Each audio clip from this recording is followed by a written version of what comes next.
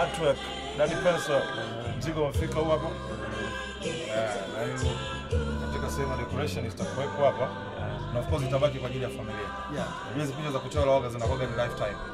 Watakuta hizi za rangi, yani kizazi na kizazi itakuwepo. Sawa? Naomba niwakabidhi. Sasa tungetafuta hapa kistuli. Ile kiti. Ngikaa. Ndio kwa jamani vizuri. Atakuwa sio mbaya. Kama somba. Akaza bembe. Kesho asubuhi tutafanya cheki. So ikaa chini Ile mtu wa mapambo yule pale. Wadeko yuko wapi? Kwa sasa sinaweza ikakaa kwenye hichi. Kwa sasa kwa hiyo mimi nimekabidhi familia, kwa hiyo wanaweza kuona watatumiaje. Hapo chini. Kwa sasa ni usiku Kwenye studio. maana ile inafunikwa hivi.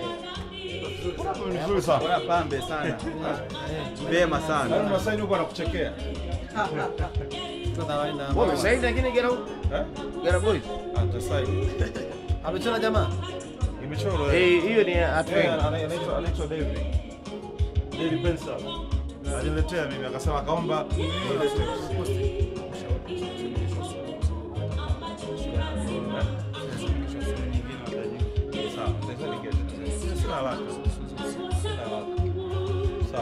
sema hii ingekaa hapa sasa.